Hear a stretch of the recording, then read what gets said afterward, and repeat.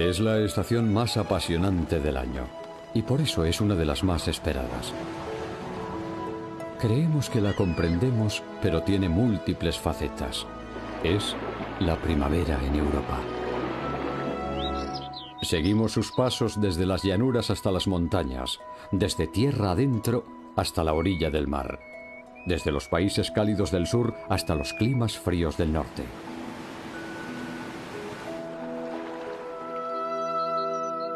Los largos inviernos y sus gélidas temperaturas constituyen la ocasión perfecta para que la naturaleza se recupere. Pero año tras año la primavera trae un pequeño milagro. Con el ascenso de las temperaturas, regresa la vida.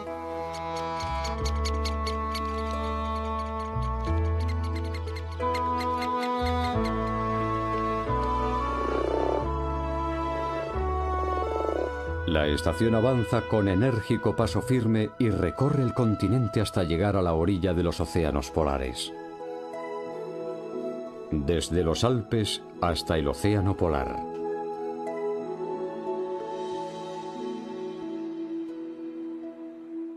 Conforme el sol va escalando las cumbres, los valles de los Alpes se van desprendiendo del frío que los impregna. Paulatinamente la sombra va dejando paso a una luz que lo ilumina todo. Una luz que incita a un gallo lira común a realizar sus rituales de cortejo.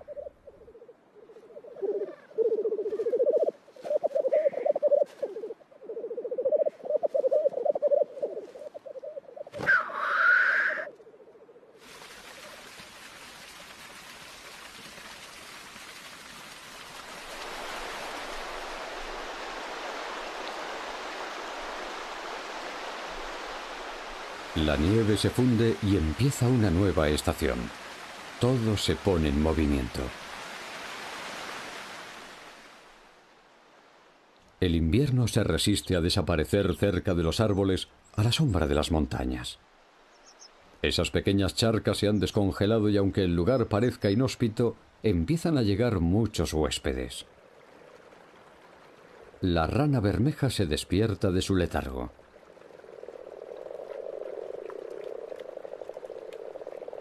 Las gélidas aguas ya están repletas de huevas, pero los machos esperan ansiosos la llegada de más hembras.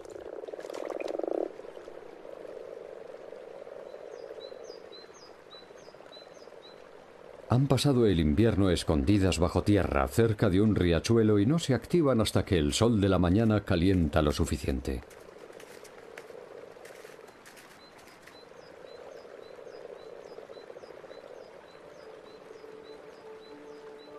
No obstante, nunca está de más tomarse un nuevo descanso.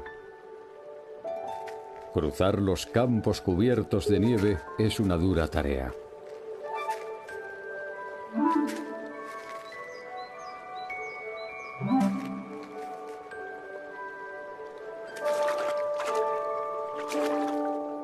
En el punto álgido del cortejo, esta charca se convierte en un coro de voces varoniles. La ceremonia se alarga varios días y entonces regresa la normalidad como si aquí no hubiera sucedido nada.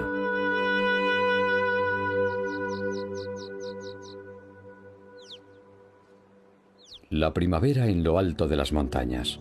El sol de mayo brilla desde lo más alto y termina con los últimos reductos de nieve.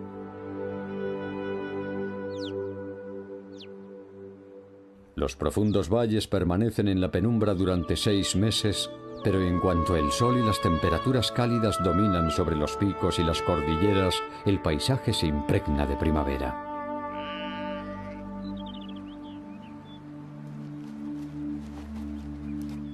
Estas jóvenes marmotas se ven obligadas a salir de sus madrigueras en junio. Han nacido a finales de abril y están disfrutando de su primera primavera en este extraño mundo.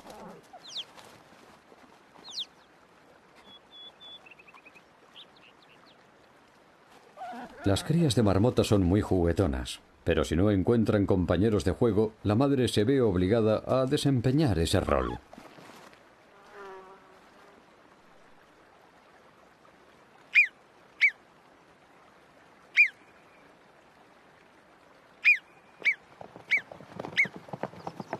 Una marmota adulta avisa a las demás de que un grupo de íbices no muy lejos de allí empieza a moverse. Pronto se acostumbrarán a sus nuevos vecinos.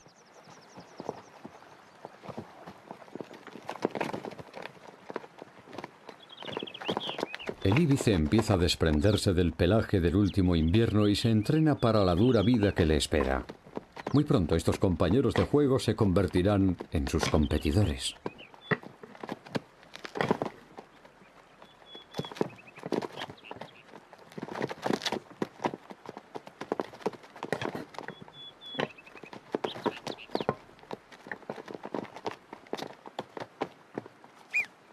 Hay tanto por descubrir.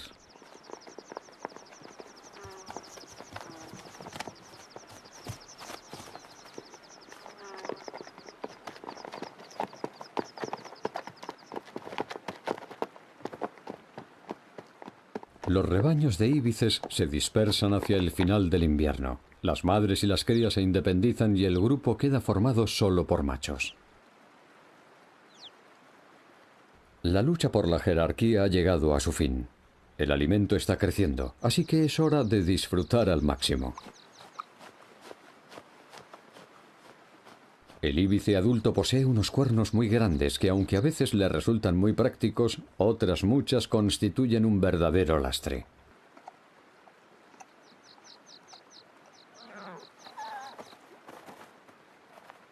Ha llegado el momento.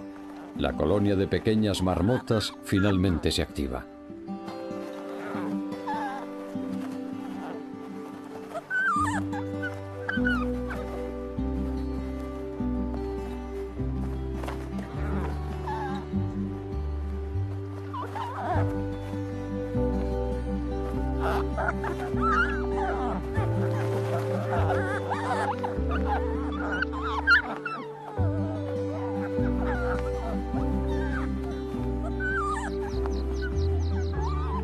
Las crías son verdaderos torbellinos de energía, y cada día de primavera es sinónimo de un sinfín de aventuras.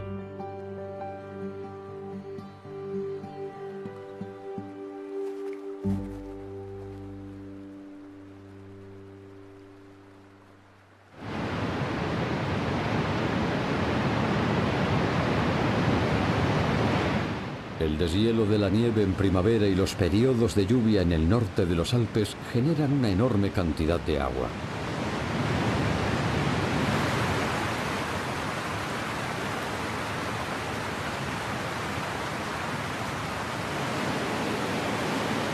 Esta se abre camino gracias a su irrefrenable fuerza.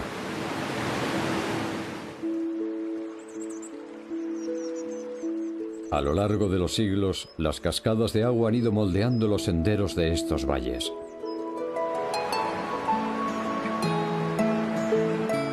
Y su arrollador avance no se ralentiza hasta que llega a las faldas de las montañas del sur de Alemania.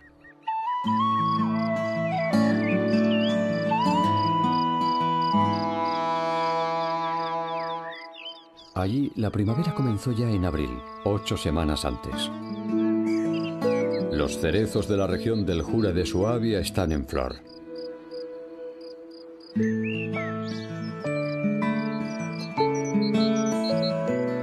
A los cerezos les siguen los manzanos y los perales.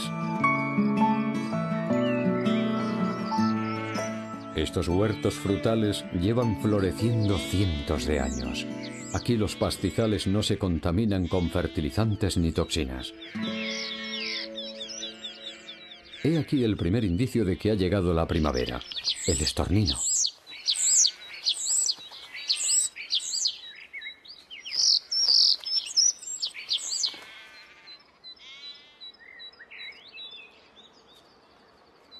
Los viejos árboles frutales están repletos de huecos, como si estuvieran diseñados para esta ave que hace en ellos sus nidos. El ruidoso piar de las crías de estornino no permite que sus padres dejen de hacer viajes en busca de alimento.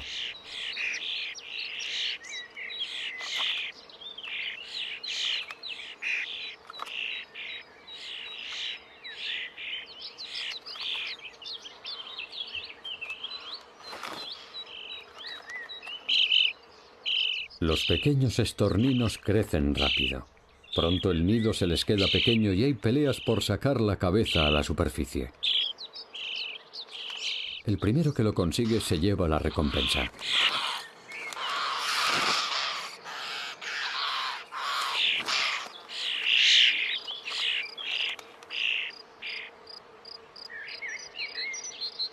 Estos terrenos frutales acogen a una gran variedad de vida entre sus árboles que ofrecen hasta 3.000 clases distintas de frutos.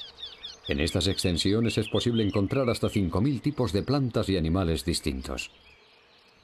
Una umbela repleta de escarabajos de la familia de los Eucynetidae ejemplifica claramente la gran variedad de insectos que abunda en la zona.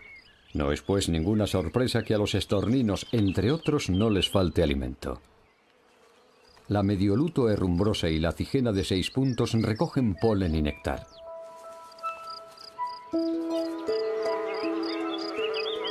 Las abejas salvajes y las abejas melíferas también salen en busca de alimento. Gracias a su polinización, los árboles dan frutos, por lo que una primavera demasiado fría y lluviosa puede arruinar la recolección de frutos.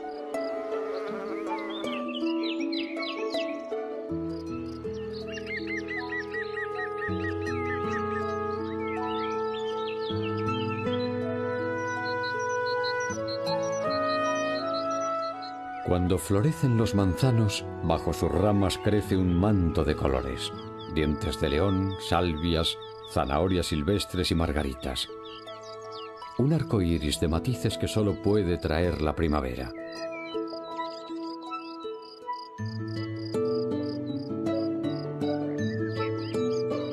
El paisaje acoge también a otra maravilla de la naturaleza: el salsifí de prado. La recogida de los frutos de los árboles se realiza tarde, con posterioridad a la floración, cuando ya han caído las semillas de las plantas, lo que también explica la extraordinaria variedad floral del paisaje. Y a ras de tierra cubierto por las hojas, un grillo silvestre ha construido su nido e intenta incansablemente atraer a una hembra hasta su guarida.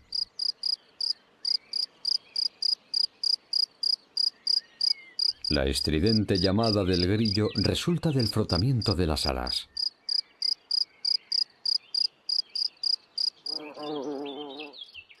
Muy cerca de allí, un abejorro que se apresura en hacer su nido busca también néctar en este trébol.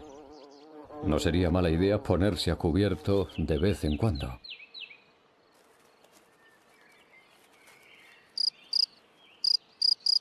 Quizás haya otro refugio libre cerca.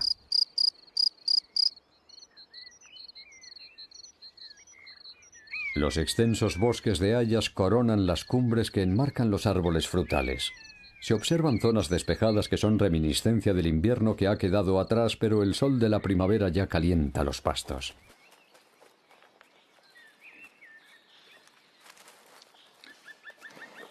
Tras muchas semanas de frío, las nuevas temperaturas incitan a salir al jabalí.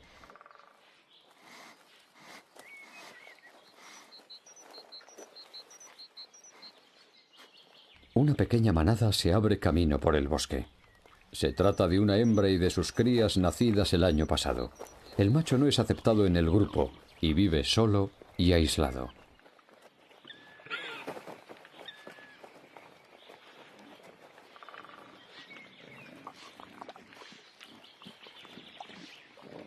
El jabalí puede encontrar hayucos bajo las hojas y los árboles del bosque han estado cargados de suficientes frutos a lo largo del otoño.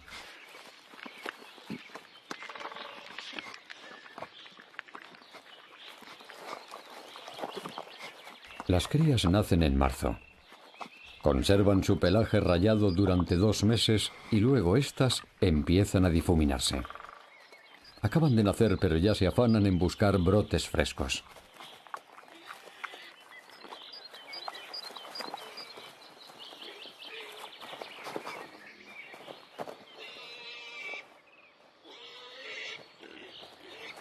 Los pequeños están llenos de energía y nunca dicen que no a una pequeña pelea con sus compañeros de camada.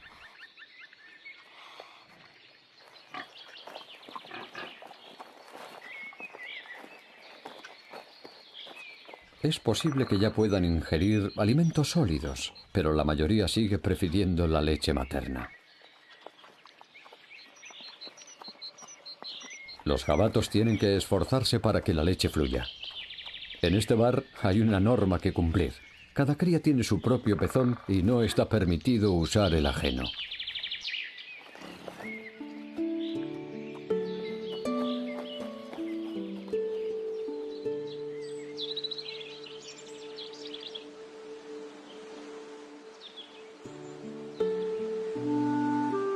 De repente, y como por arte de magia, todo el suelo que se extiende bajo las numerosas hayas se vuelve verde y se llena de narcisos.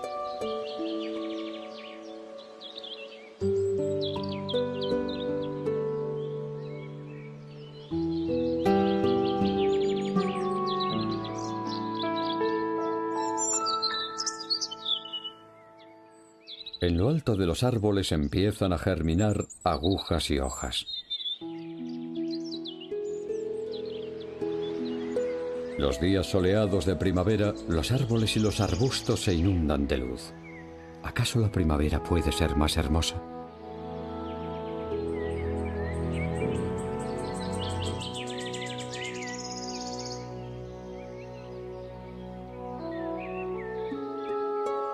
Algunos bosques se inundan de matices azulados cuando un sinfín de campanillas tejen una alfombra por todo el bosque.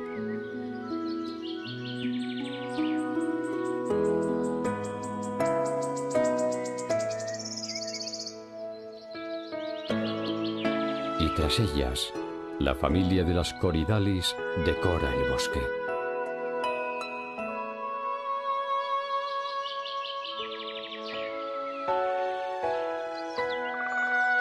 Las plantas que florecen rápido deben darse prisa.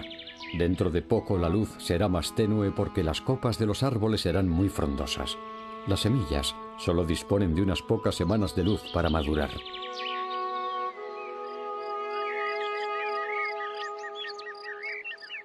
A finales de mayo la floración de los árboles frutales está en su punto álgido. Al esplendoroso color blanco le sigue un exquisito color verde.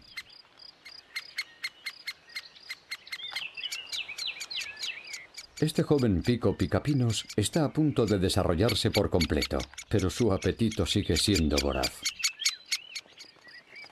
Los huecos en los que alojarse son muy codiciados. Un estornino está a punto de apropiarse de uno, pero tendrá que esperar un año para empezar su mudanza.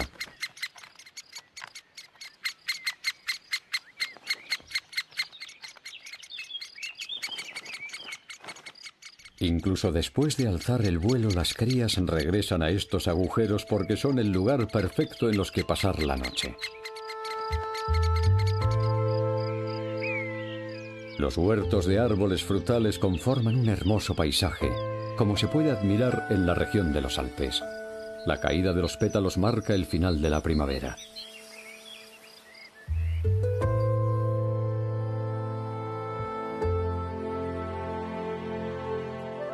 En el noreste de Polonia encontramos otro paisaje y otra primavera. Las regiones de Narew y Bieksa cambian muy poco a poco al ritmo de los juncos, de los matorrales de sauces y de las amplias turberas.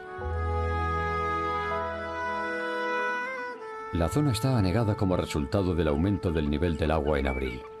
Para el combatiente, esta ave que ha llegado desde África, nada es más atractivo.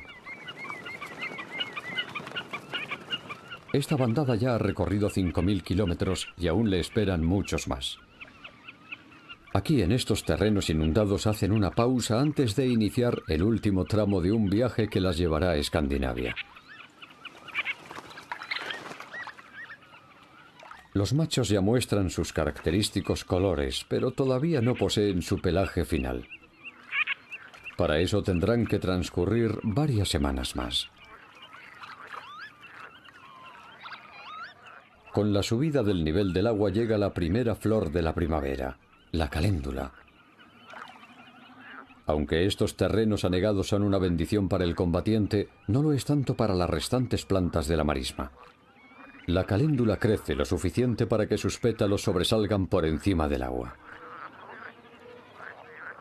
Cuando los ríos vuelvan a su cauce, estos terrenos se llenarán de vacas que vendrán a pastar.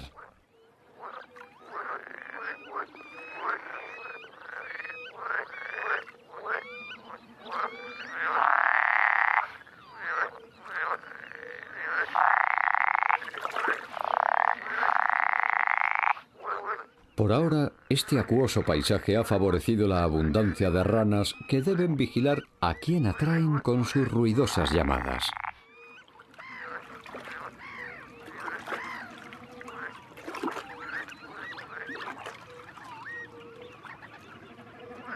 La cigüeña blanca patrulla los húmedos campos en busca de ranas, uno de sus platos favoritos. Aquí es imprescindible tener los ojos bien abiertos. La rica variedad de la fauna en las llanuras de Polonia es asombrosa. Es la región de Europa en la que se concentra el mayor número de cigüeñas. Se estima que en todo el país hay cerca de 40.000.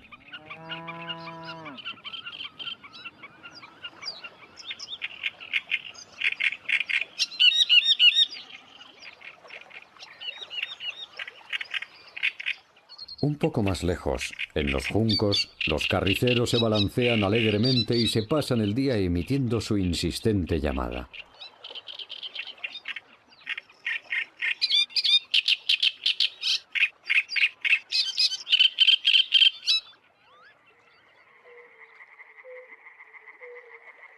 Las tardes de primavera el aire se llena de las llamadas de las ranas arbóreas y de los sapos. Al principio emiten un sonido que va de menos a más. Un espectáculo musical único.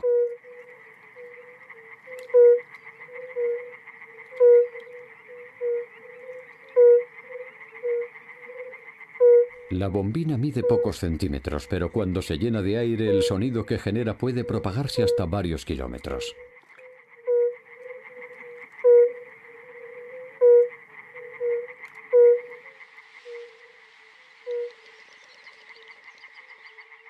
En los márgenes de la cuenca del valle encontramos vastos pantanos de juncos.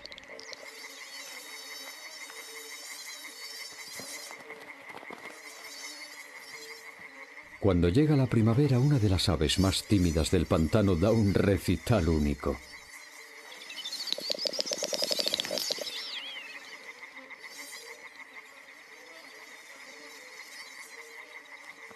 A la agachadiza real le cuesta mucho encontrar una pareja entre estos altos juncos, por lo que opta por alejarse a zonas con vegetación más baja, y desde allí esperar a que se aproxime la hembra.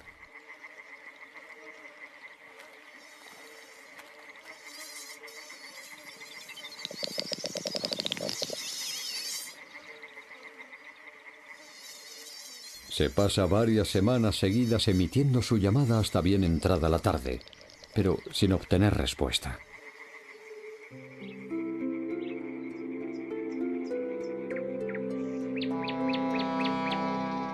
El sol se oculta en el horizonte y las cigüeñas se encaraman a lo alto de los árboles para pasar la noche. En la penumbra, todo parece adoptar un halo de misterio y magia.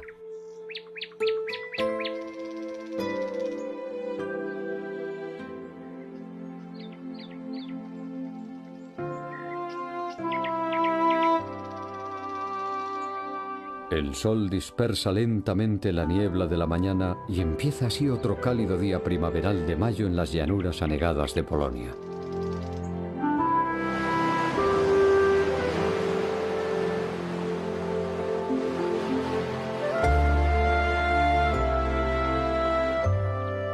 Más al norte, al otro lado del mar Báltico, encontramos una primavera mucho más dispersa.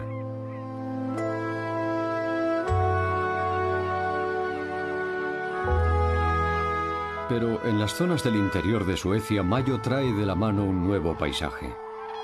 Ayudadas por los vientos a favor, las grullas llegan hasta aquí procedentes de España y con ellas aparece un grupo de cisnes cantores.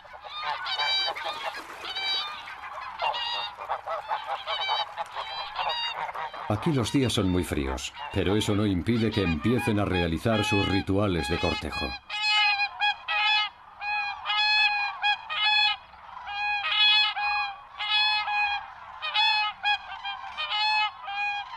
Las praderas que bordean el lago Hornborga ofrecen a las grullas y a los cisnes un escenario excepcional. Día tras día los terrenos de apareamiento se llenan por completo al amanecer.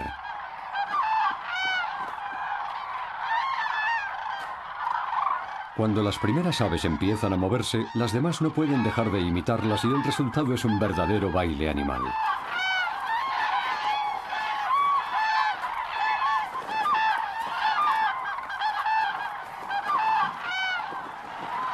Las últimas parejas se encuentran a orillas de los lagos y recuperan energías tras un largo vuelo.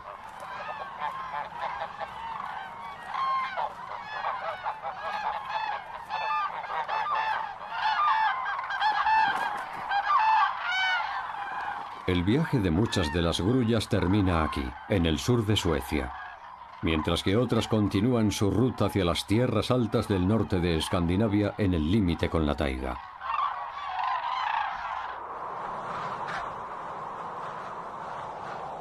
Allí los inviernos son gélidos y largos.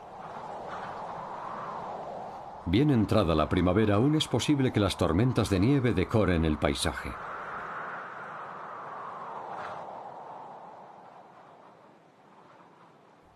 Pero todo puede cambiar rápidamente de la noche a la mañana. Llegan corrientes de viento cálido que derriten la nieve.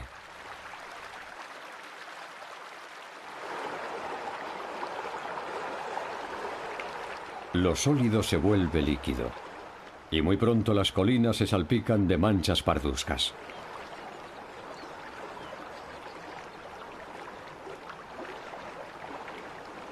En las orillas, entre los sauces, los amentos ya están en flor. Sus primeros invitados son los abejorros. Al contrario que las abejas, los músculos del vuelo de los abejorros producen suficiente calor para ayudarles a volar en los días más fríos.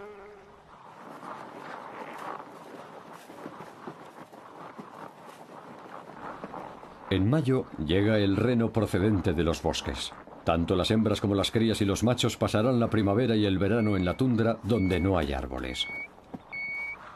Aunque la hierba y los líquenes escasean, sus pastos no están delimitados y eso favorece que no surjan conflictos.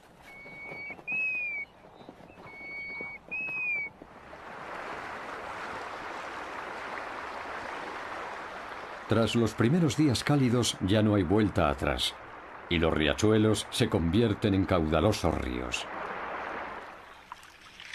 Y finalmente se resquebraja el hielo que se resistía a hacerlo.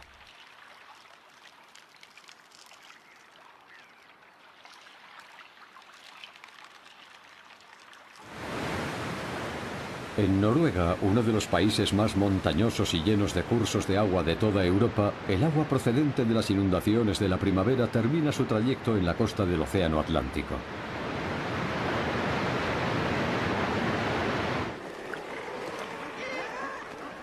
Al pie de estos acantilados se ha reunido un grupo de araos. Estas aves pasan la mayor parte del tiempo en alta mar y solo regresan a tierra firme contadas semanas al año para aparearse. En la parte más baja de los acantilados hay tiempo para darse un chapuzón, mientras que en lo más alto los adultos se concentran en el apareamiento. Las formaciones rocosas son verdaderas ciudades con vistas al mar. En cada nivel anida una especie distinta.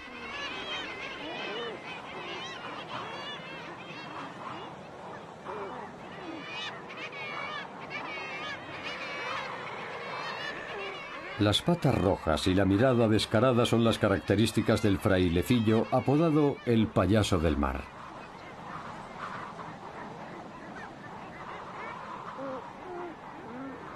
No todos estos ejemplares se han apareado, así que algunos deben continuar con los arrullos y cortejos.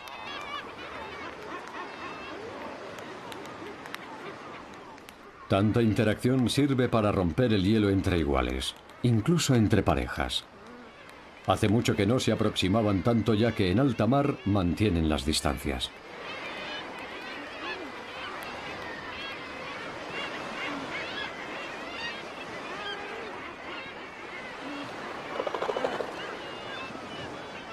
Durante la fase de apareamiento, el frailecillo participa en vuelos de reconocimiento en los que se familiariza con los abruptos acantilados y conoce a las parejas de cría a una distancia más prudencial.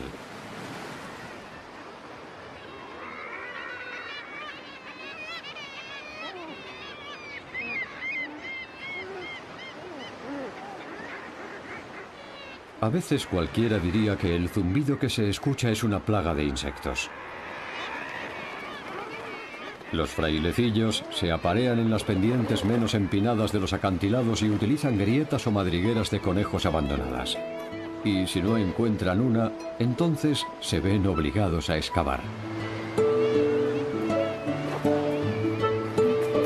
Cuando la hembra da el visto bueno al refugio, acepta fundar una familia.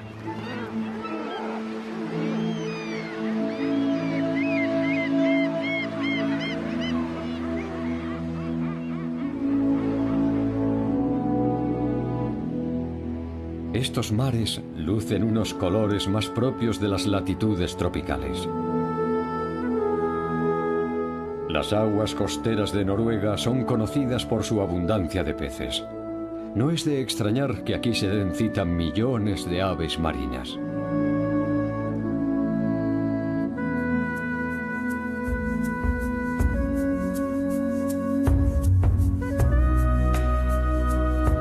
La corriente del Golfo no solo ayuda a suavizar la primavera, sino también el invierno.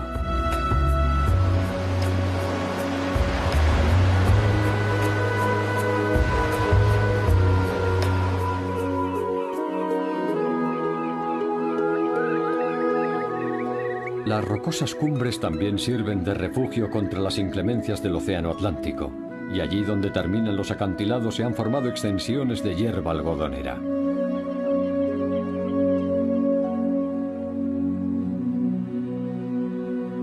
Las montañas costeras se extienden cerca de 2000 kilómetros a lo largo de la línea del océano Atlántico, pasando por el océano polar ártico y la estéril tundra. Y entre los dispersos arbustos encontramos al zorzal alirrojo.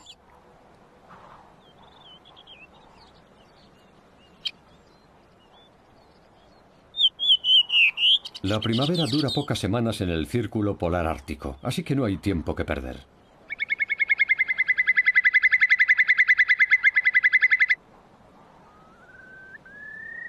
Cuatro semanas después del deshielo, el zarapito trinador ya ha tenido sus primeras crías. Los pequeños, a pesar de estar llenos de energía, no se sienten seguros de sí mismos. Su mullido plumaje todavía no es muy denso y pasan frío por culpa del continuo viento. En estos casos, un poco de calor materno no viene nada mal.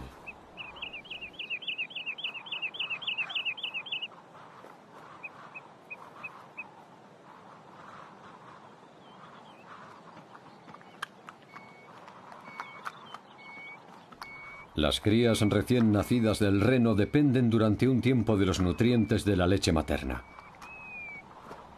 Hay suficiente para todas, y además ahora no hay escasez de vegetación. Tras una pequeña pausa, la manada vuelve a ponerse en marcha. Los renos son nómadas y recorren largas distancias en busca de alimento.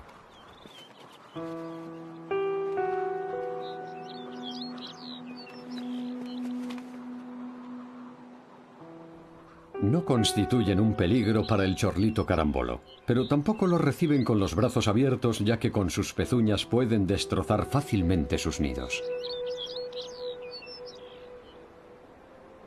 El chorlito carambolo es una especie extraordinaria porque no es la hembra quien cuida de la cría, sino el macho, de un tono más claro. La hembra asigna un mismo nido a 3 machos para que la vigilancia sobre él sea mayor.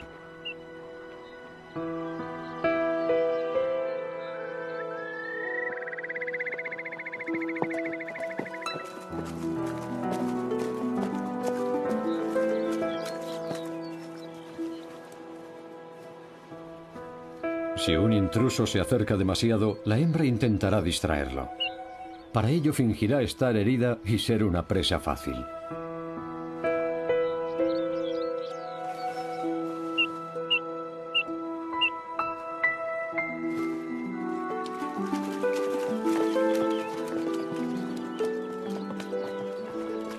No obstante, a herbívoros como los renos no parece interesarles esta presa.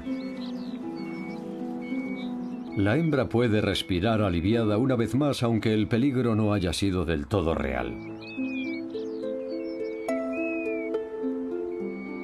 Las plantas del Ártico no tienen una vida fácil.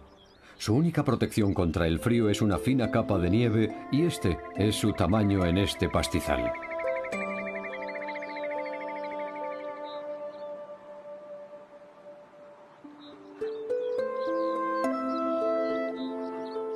Crecen muy despacio. Este ranúnculo glacial, por ejemplo, ha tardado 7 años en desarrollarse por completo. A veces la primavera no empieza en el Ártico hasta junio y cuando lo hace pasa muy rápido. En ese caso la variedad de flores es asombrosa. En estos páramos encontramos, por ejemplo, hierba algodonera y mora de los pantanos.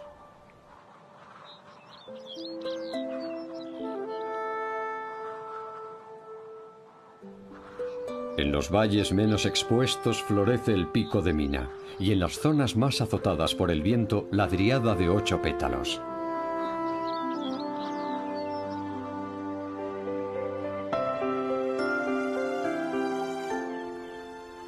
Los años más cálidos también florece la amapola de Islandia, con su característico color amarillo que cubre la superficie de la costa hasta el acantilado.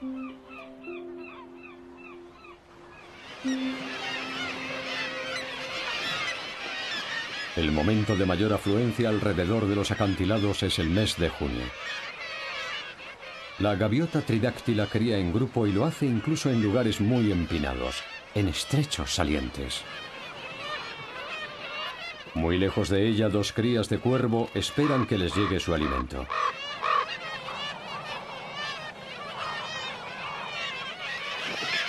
Sus progenitores nunca se alejan demasiado y no los pierden de vista ni a ellos ni a los vecinos.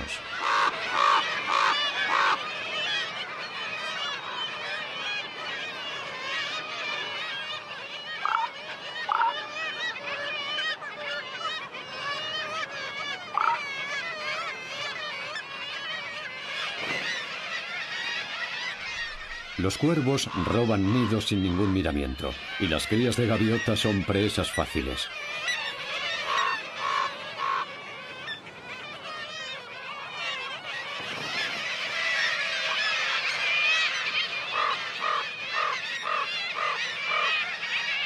No hay día que no se produzca un amago de ataque. Quizá el nerviosismo de las gaviotas esté de más, ya que basta su mera presencia para que los cuervos se alejen. Por suerte, no tardan en hacerlo.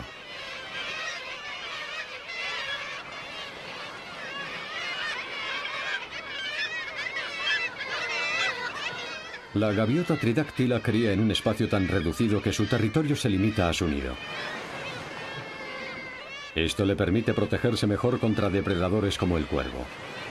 Hay crías prácticamente en todos los nidos.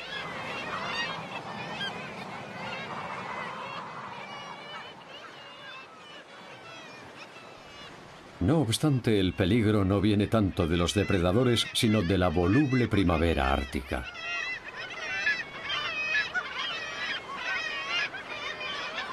En cuestión de pocos minutos, la niebla del océano Ártico puede envolver toda la costa. Si tarda en marcharse, a las crías les costará encontrar alimento. Otros días, el océano lanza enormes olas contra las rocas y si el viento contribuye, la espuma puede salpicar todo el acantilado.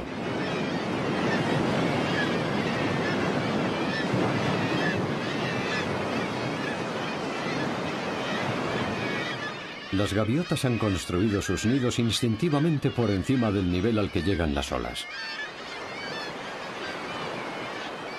Algunas aves, como la gaviota tridáctila, son capaces de capear el temporal, y las que sobreviven a estas condiciones encuentran no pocos beneficios a posteriori. El viento y las olas han traído a la orilla hojas de algas con un sinfín de pequeñas criaturas marinas. Para el correlimos, el vuelvepiedras y el combatiente, esto constituye un verdadero banquete. Las gaviotas aprovechan la situación y buscan algún alimento en la superficie del agua. Allí donde haya un grupo de aves, siempre habrá alimento.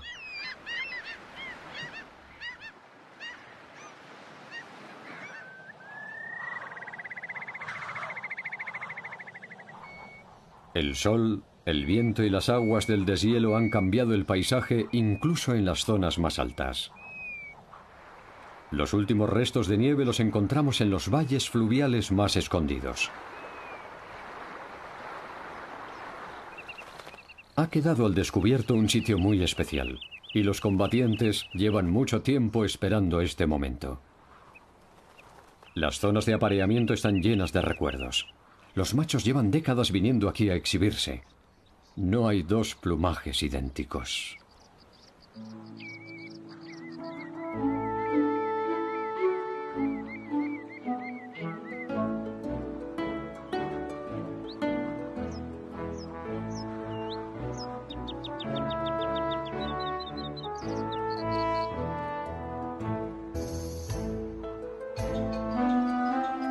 Estas aves se ponen orgullosas sus mejores galas, y lo hacen tanto para impresionar a sus competidores como a las hembras.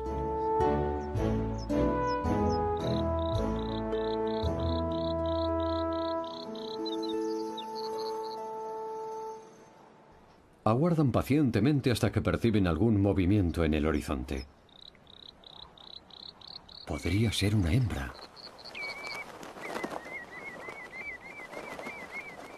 Se reactivan y reclaman su atención.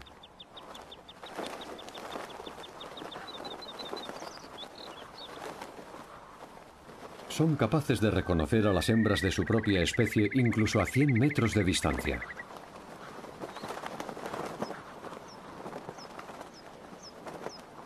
Si consiguen llamar su atención, las hembras, con un plumaje menos llamativo, decidirán tomar tierra.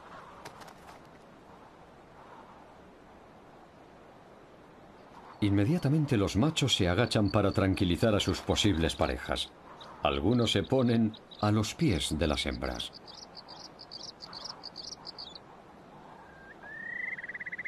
Pueden llegar a mantener esta posición durante varios minutos. En ese momento llegan otros machos que no se quieren perder nada.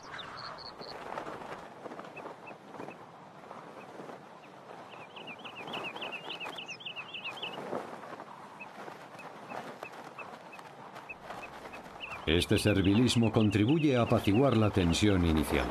Cada macho defiende su propio territorio, que es al que se limitan sus probabilidades de éxito.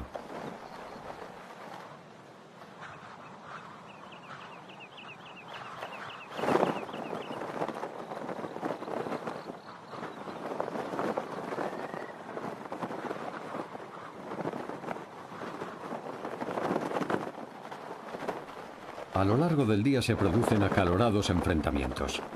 Este proceso puede ser arduo, pero puede que haya valido la pena. Las han impresionado.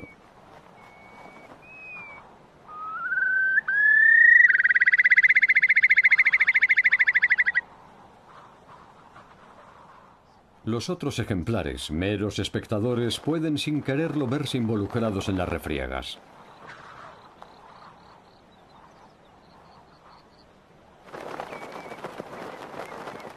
Los combatientes se pelean sin miedo a las consecuencias. La competencia es feroz. Si las hembras no se deciden, el proceso resulta agotador.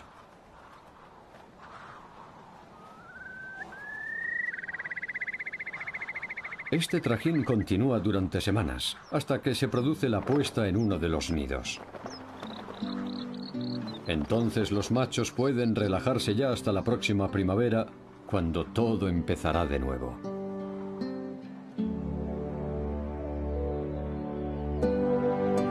Al sur de la tundra encontramos la primitiva taiga, un interminable bosque de coníferas que se extiende desde Escandinavia hasta el Pacífico.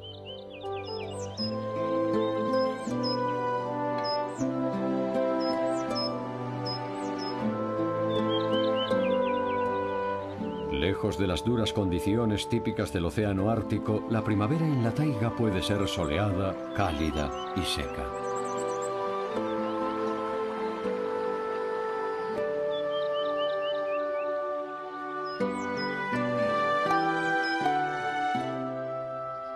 Somos testigos de un mundo silencioso envuelto en su propia magia.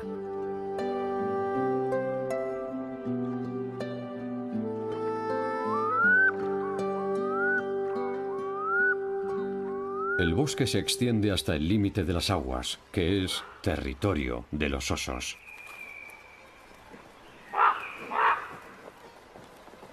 Encontramos a una madre abriéndose camino junto con sus 3 crías. Ha pasado el invierno en su guarida, un hormiguero abandonado en el que ha dado a luz a sus pequeños.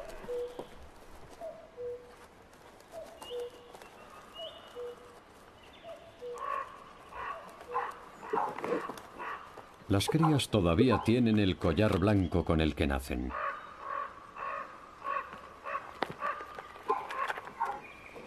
La madre detecta algún tipo de peligro y conduce a sus crías hasta un árbol. Por suerte, los pequeños son grandes escaladores.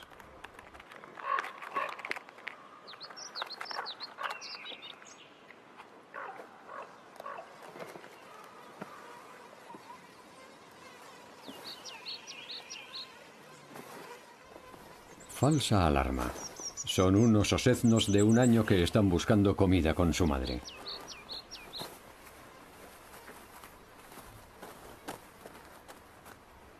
Buscar alimento en primavera es una tarea laboriosa.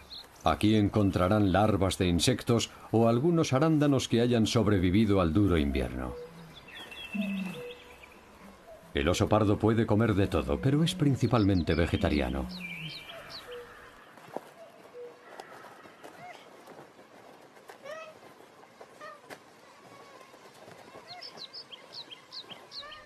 Las crías permanecerán al cuidado de su madre durante unos 2 años. Necesitan mucho tiempo para aprender a valerse por sí solas y el día a día es un aprendizaje muy duro.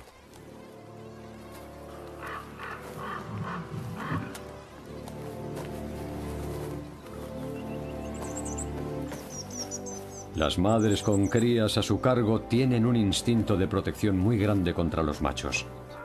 La temporada de cría todavía no ha terminado, por lo que la hembra permanece vigilante por si aparece algún oso solitario que pueda hacer daño a las crías.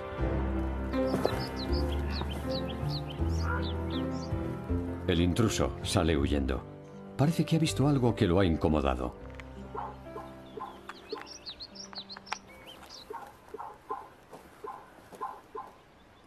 Los pequeños se han puesto rápidamente a salvo en el tronco de un árbol y parece que han encontrado la diversión precisamente en ese mismo tronco.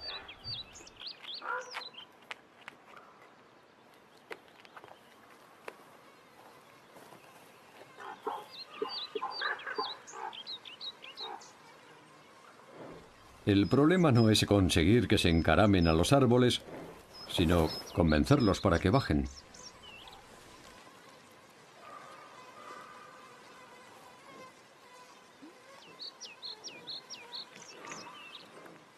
A veces es cuestión de paciencia. La madre los ha llamado insistentemente, pero ha sido en vano. Tendrá que esperar mucho tiempo.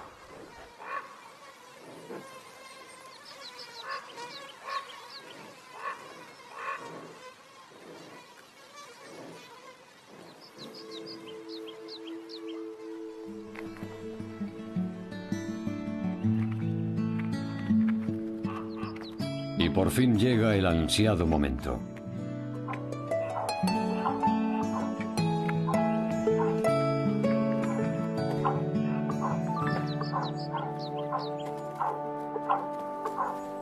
Después de tanto trajín, la familia vuelve a reunirse. Es posible que las crías hayan vivido su primera gran aventura, enmarcada en una luminosa tarde primaveral que parece no tener fin.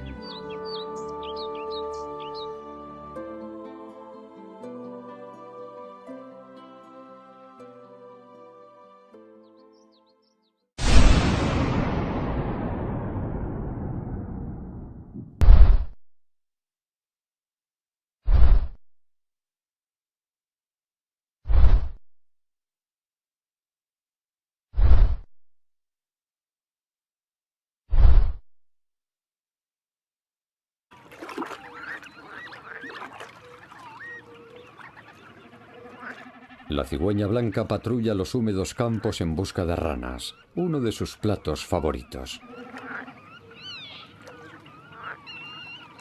Aquí es imprescindible tener los ojos bien abiertos. La rica variedad de la fauna en las llanuras de Polonia es asombrosa. Es la región de Europa en la que se concentra el mayor número de cigüeñas. Se estima que en todo el país hay cerca de 40.000.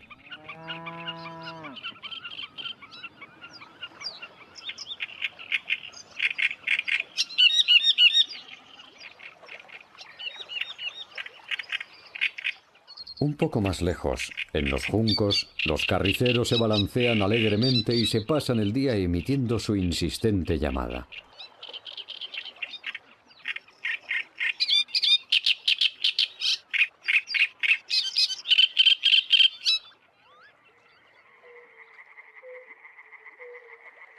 Las tardes de primavera el aire se llena de las llamadas de las ranas arbóreas y de los sapos. Al principio emiten un sonido que va de menos a más.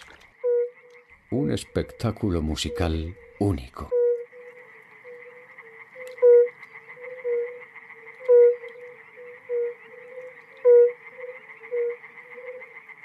La bombina mide pocos centímetros, pero cuando se llena de aire el sonido que genera puede propagarse hasta varios kilómetros.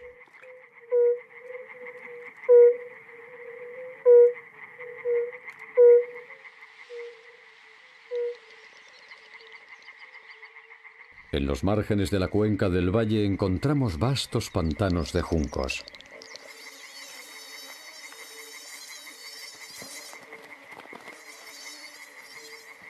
Cuando llega la primavera, una de las aves más tímidas del pantano da un recital único.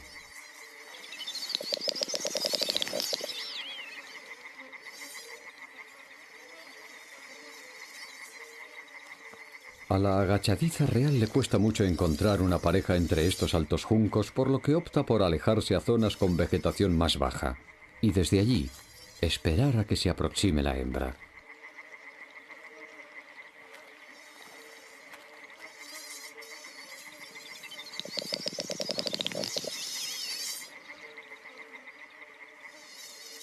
Se pasa varias semanas seguidas emitiendo su llamada hasta bien entrada la tarde, pero sin obtener respuesta.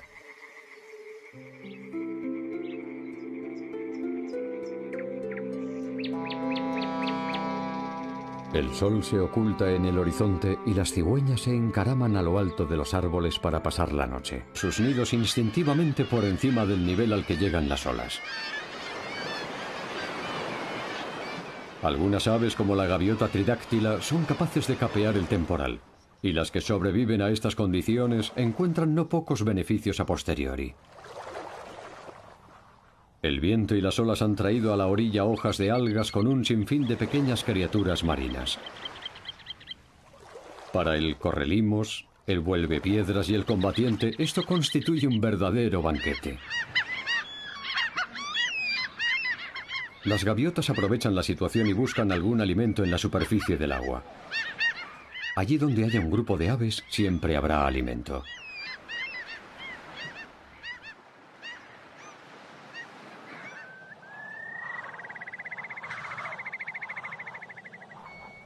El sol, el viento y las aguas del deshielo han cambiado el paisaje incluso en las zonas más altas. Los últimos restos de nieve los encontramos en los valles fluviales más escondidos. Ha quedado al descubierto un sitio muy especial, y los combatientes llevan mucho tiempo esperando este momento. Las zonas de apareamiento están llenas de recuerdos. Los machos llevan décadas viniendo aquí a exhibirse. No hay dos plumajes idénticos.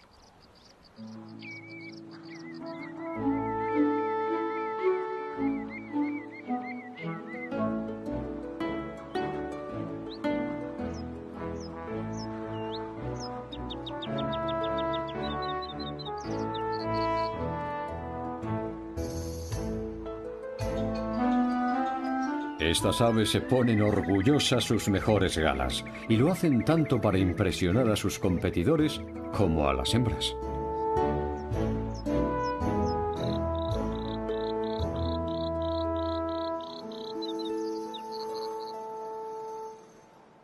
Aguardan pacientemente hasta que perciben algún movimiento en el horizonte. Podría ser una hembra. Se reactivan y reclaman su atención.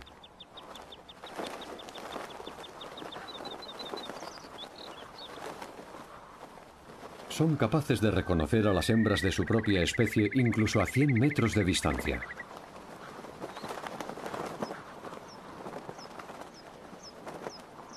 Si consiguen llamar su atención, las hembras, con un plumaje menos llamativo, decidirán tomar tierra.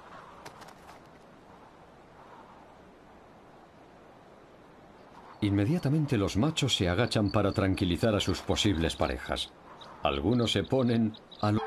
Ayudadas por los vientos a favor, las grullas llegan hasta aquí procedentes de España y con ellas aparece un grupo de cisnes cantores.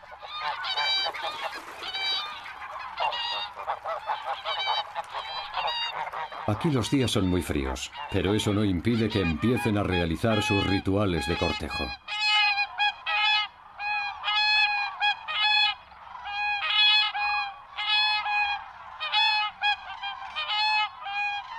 Las praderas que bordean el lago Hornborga ofrecen a las grullas y a los cisnes un escenario excepcional. Día tras día los terrenos de apareamiento se llenan por completo al amanecer.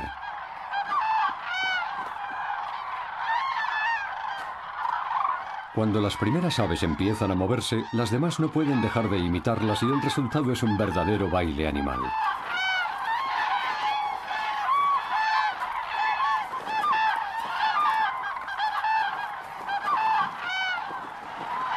Las últimas parejas se encuentran a orillas de los lagos y recuperan energías tras un largo vuelo.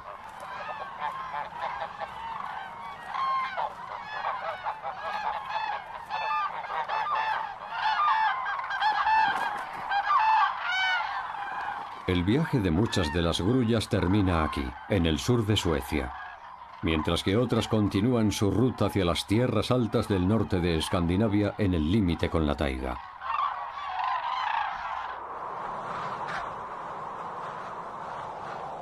Allí los inviernos son gélidos y largos. Bien entrada la primavera, aún es posible que las tormentas de nieve decoren el paisaje.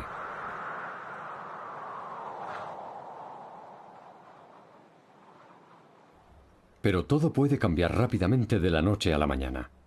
Llegan corrientes de viento cálido que derriten la nieve.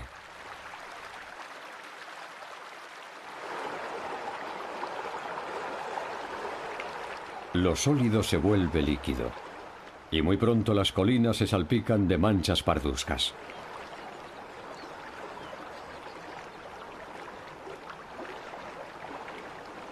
En las orillas, entre los sauces, los amentos ya están en flor. Sus primeros invitados son los abejorros.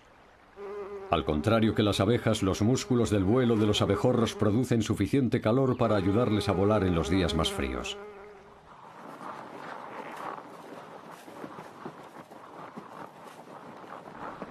En mayo llega el reno procedente de los bosques. Tanto las hembras como las crías y los machos pasarán la primavera y el verano en la tundra donde no hay árboles. Aunque la hierba y los líquenes escasean, sus pastos no están delimitados y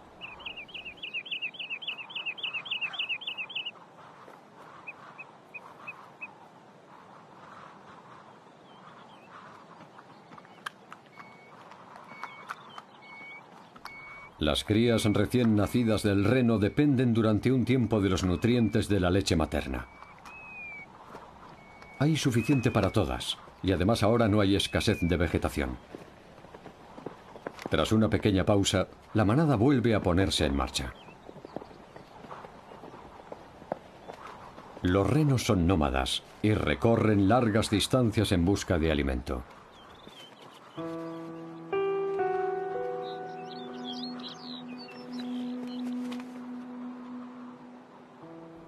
No constituyen un peligro para el chorlito carambolo, pero tampoco lo reciben con los brazos abiertos, ya que con sus pezuñas pueden destrozar fácilmente sus nidos. El chorlito carambolo es una especie extraordinaria porque no es la hembra quien cuida de la cría, sino el macho, de un tono más claro. La hembra asigna un mismo nido a 3 machos para que la vigilancia sobre él sea mayor.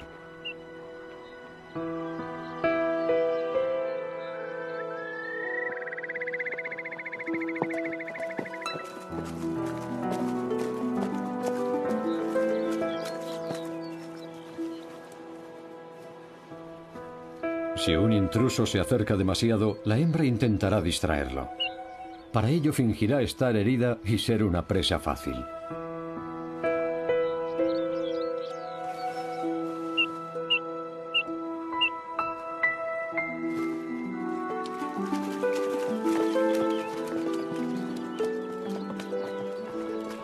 No obstante, a herbívoros como los renos no parece interesarles esta presa. La hembra puede respirar aliviada una vez más, aunque el peligro no haya sido del todo real. Las plantas del Ártico no tienen una vida fácil. Su única protección contra el frío es una fina capa de nieve, y este es su tamaño en este pastizal.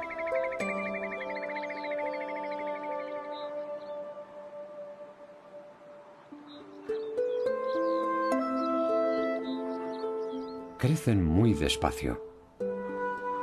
Este ranúnculo glacial, por ejemplo, ha tardado 7 años en desarrollarse por completo. A veces la primavera no empieza en el Ártico hasta junio, y cuando lo hace pasa muy rápido. En ese caso, la variedad de flores es asombrosa. En estos páramos encontramos, por ejemplo, hierba.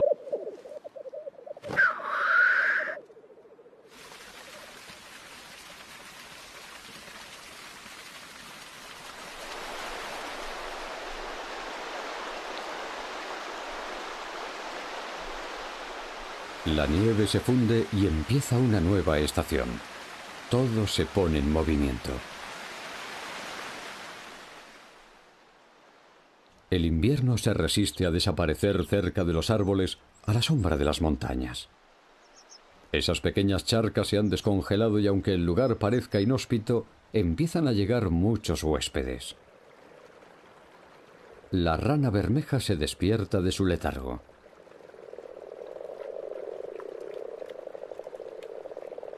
Las gélidas aguas ya están repletas de huevas, pero los machos esperan ansiosos la llegada de más hembras.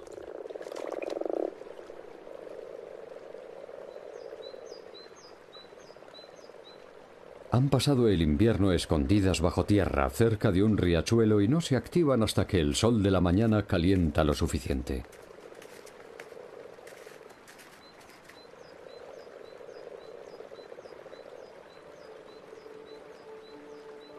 No obstante, nunca está de más tomarse un nuevo descanso.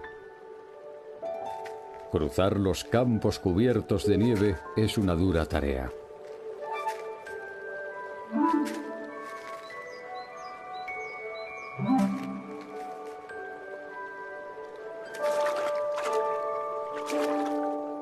En el punto álgido del cortejo, esta charca se convierte en un coro de voces varoniles.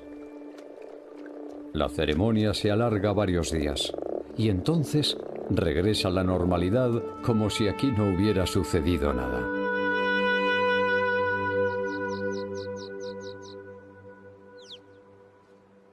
La primavera en lo alto de las montañas.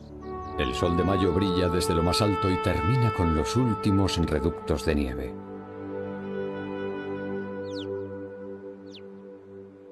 Los profundos valles permanecen en la penumbra durante 6 meses, pero en cuanto el sol y las temperaturas cálidas dominan sobre los picos y las cordilleras, el paisaje se impregna de primavera.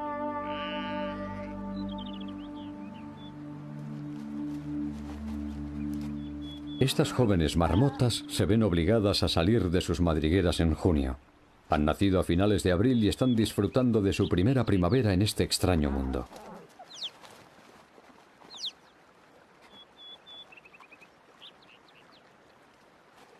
Las crías de marmota son muy juguetonas, pero si no encuentran compañeros de juego, la madre se ve obligada a desempeñar ese rol.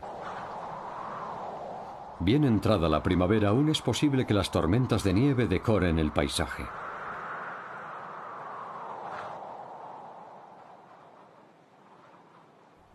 Pero todo puede cambiar rápidamente de la noche a la mañana. Llegan corrientes de viento cálido que derriten la nieve.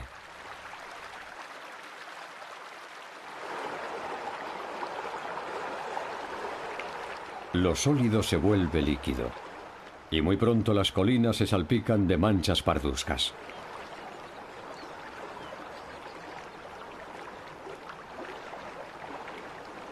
En las orillas, entre los sauces, los amentos ya están en flor. Sus primeros invitados son los abejorros. Al contrario que las abejas, los músculos del vuelo de los abejorros producen suficiente calor para ayudarles a volar en los días más fríos.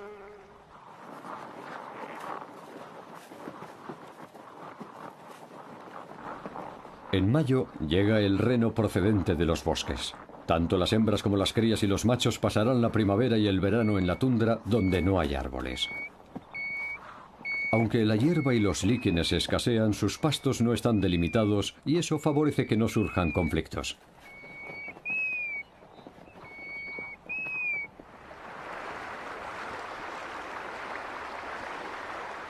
Tras los primeros días cálidos ya no hay vuelta atrás, y los riachuelos se convierten en caudalosos ríos. Y finalmente se resquebraja el hielo que se resistía a hacerlo.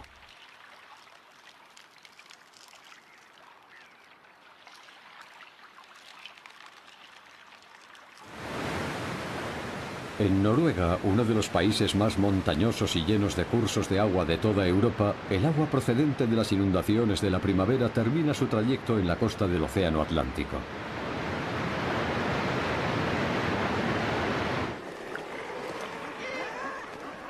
Al pie de estos acantilados se ha reunido un grupo de araos.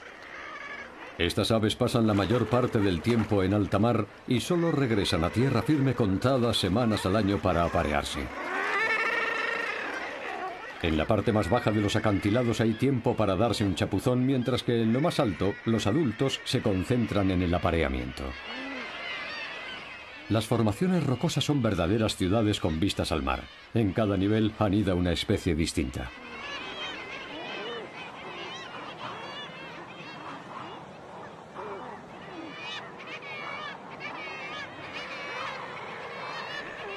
Las patas rojas y la mirada descarada son las características del frailecillo apodado el payaso del mar.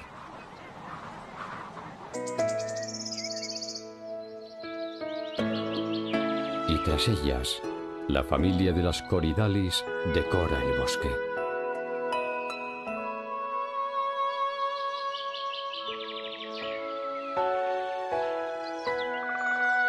Las plantas que florecen rápido deben darse prisa. Dentro de poco la luz será más tenue porque las copas de los árboles serán muy frondosas. Las semillas solo disponen de unas pocas semanas de luz para madurar.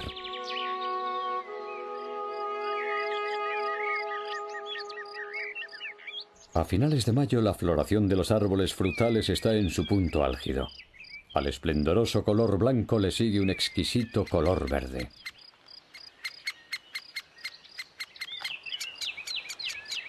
Este joven pico picapinos está a punto de desarrollarse por completo, pero su apetito sigue siendo voraz. Los huecos en los que alojarse son muy codiciados. Un estornino está a punto de apropiarse de uno, pero tendrá que esperar un año para empezar su mudanza.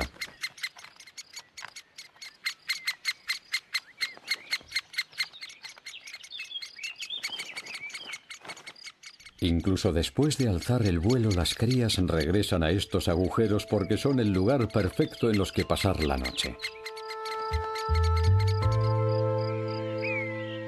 Los huertos de árboles frutales conforman un hermoso paisaje, como se puede admirar en la región de los Alpes. La caída de los pétalos marca el final de la primavera.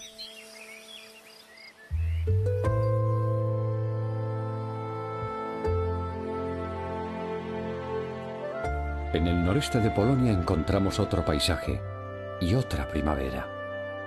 Las regiones de Narew y Bieksa cambian muy poco a poco al ritmo de los juncos, de los matorrales de sauces y de las amplias turberas. La zona está anegada como resultado del aumento del nivel del agua en abril. Para el combatiente, esta ave que ha llegado desde África, nada es más atractivo. Esta bandada ya ha recorrido 5.000 kilómetros y aún le esperan muchos más. Aquí en estos terrenos inundados hacen una pausa antes de iniciar el último tramo de un viaje que las llevará a Escandinavia. Los machos ya muestran sus característicos colores, pero todavía no poseen su pelaje final. Para eso tendrán que transcurrir varias semanas más. Con la subida del nivel del agua llega la primera flor de la primavera, la caléndula. Aunque estos terrenos, las plantas que florecen rápido deben darse prisa. Dentro de poco la luz será más tenue porque las copas de los árboles serán muy frondosas. Las semillas solo disponen de unas pocas semanas de luz para madurar.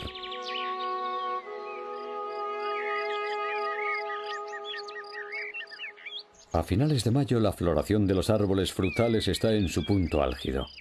Al esplendoroso color blanco le sigue un exquisito color verde.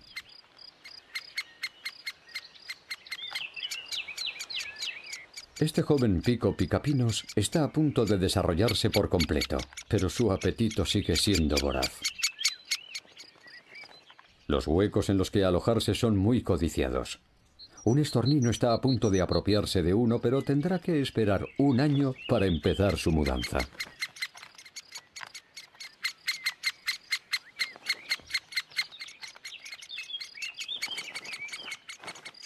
Incluso después de alzar el vuelo, las crías regresan a estos agujeros porque son el lugar perfecto en los que pasar la noche. Los huertos de árboles frutales conforman un hermoso paisaje, como se puede admirar en la región de los Alpes. La caída de los pétalos marca el final de la primavera.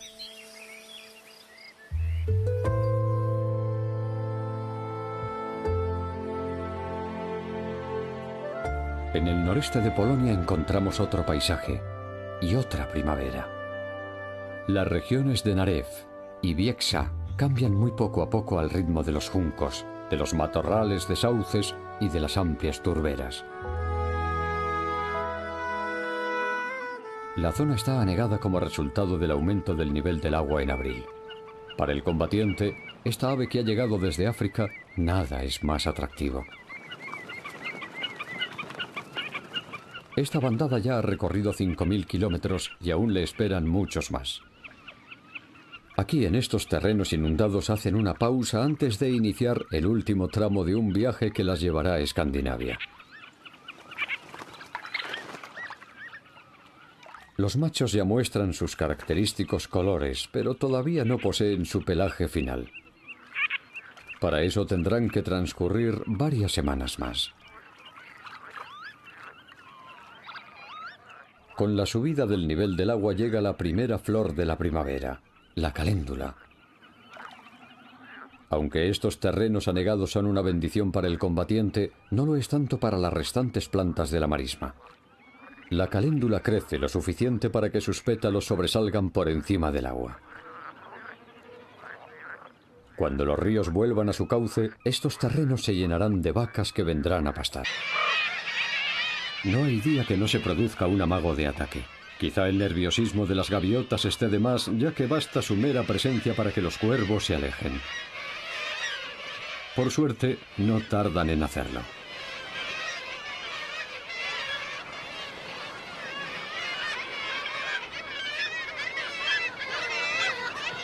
La gaviota tridáctila cría en un espacio tan reducido que su territorio se limita a su nido.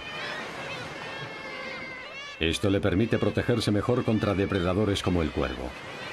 Hay crías prácticamente en todos los nidos.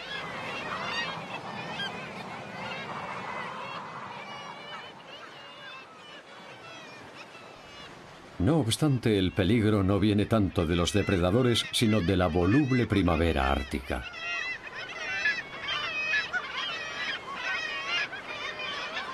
En cuestión de pocos minutos, la niebla del océano Ártico puede envolver toda la costa. Si tarda en marcharse, a las crías les costará encontrar alimento. Otros días, el océano lanza enormes olas contra las rocas y si el viento contribuye, la espuma puede salpicar todo el acantilado.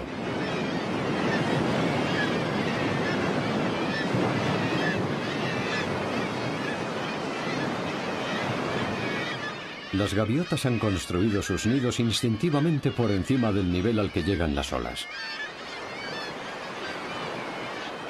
Algunas aves, como la gaviota tridáctila, son capaces de capear el temporal, y las que sobreviven a estas condiciones encuentran no pocos beneficios a posteriori. El viento y las olas han traído a la orilla hojas de algas con un sinfín de pequeñas criaturas marinas. Para el correlimos, el vuelvepiedras y el combatiente, esto constituye un verdadero banquete. Las gaviotas aprovechan la situación y buscan algún alimento en la superficie del agua. Allí donde haya un grupo de aves, siempre habrá alimento.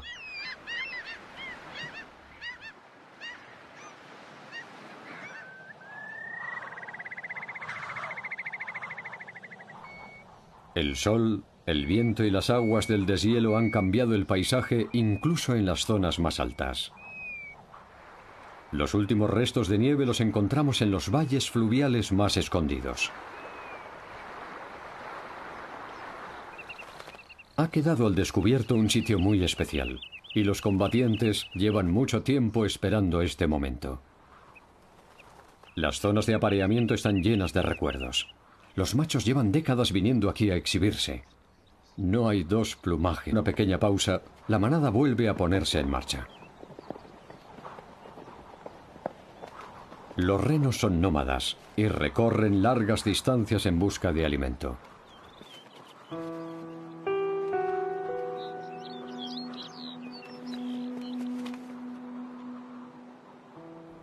No constituyen un peligro para el chorlito carambolo, pero tampoco lo reciben con los brazos abiertos, ya que con sus pezuñas pueden destrozar fácilmente sus nidos.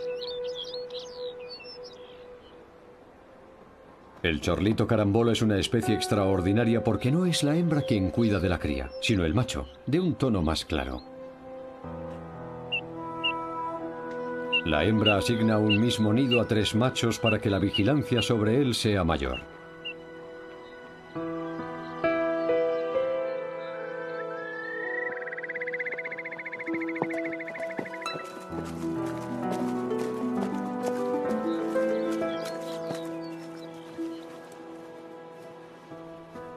Si un intruso se acerca demasiado, la hembra intentará distraerlo. Para ello fingirá estar herida y ser una presa fácil.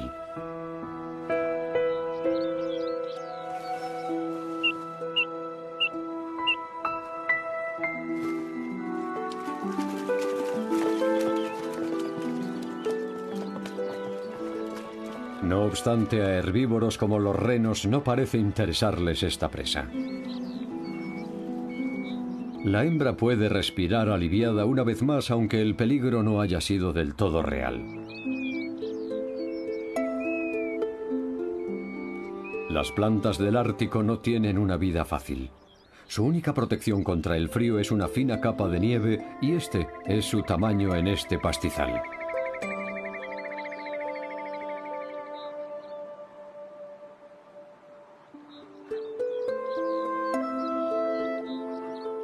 Crecen muy despacio. Este ranúnculo glacial, por ejemplo, ha tardado 7 años en desarrollarse por completo. A veces la primavera no empieza en el Ártico hasta junio y cuando lo hace pasa muy rápido. En ese caso la variedad de flores es asombrosa.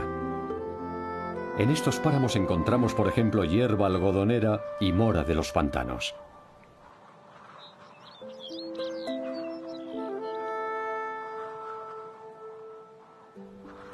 En los valles menos expuestos florece el pico de mina, y en las zonas más azotadas por el viento, la dríada de 8 pétalos.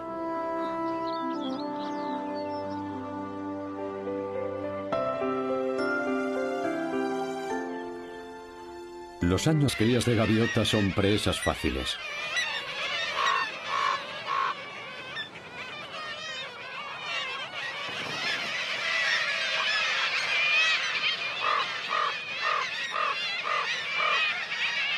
No hay día que no se produzca un amago de ataque. Quizá el nerviosismo de las gaviotas esté de más, ya que basta su mera presencia para que los cuervos se alejen. Por suerte, no tardan en hacerlo.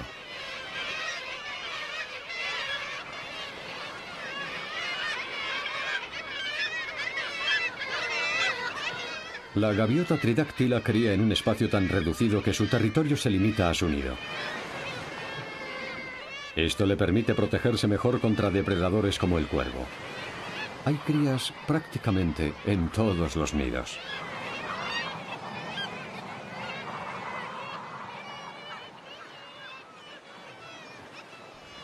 No obstante, el peligro no viene tanto de los depredadores, sino de la voluble primavera ártica.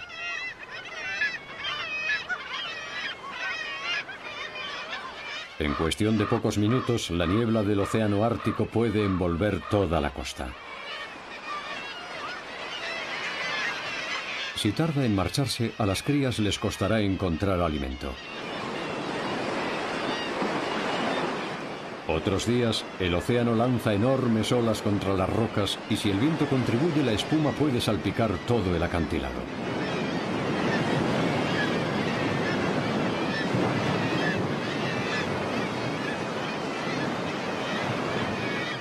Las gaviotas han construido sus nidos instintivamente por encima del nivel al que llegan las olas.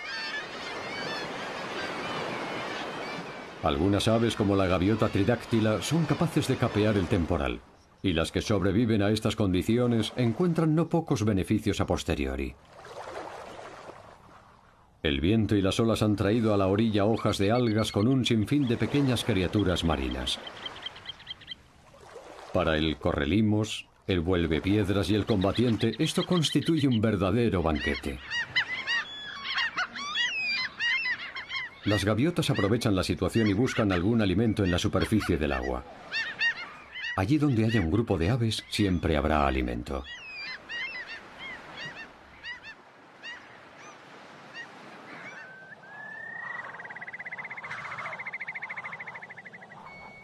El sol, el viento y las aguas del deshielo han cambiado el paisaje incluso en las zonas más altas.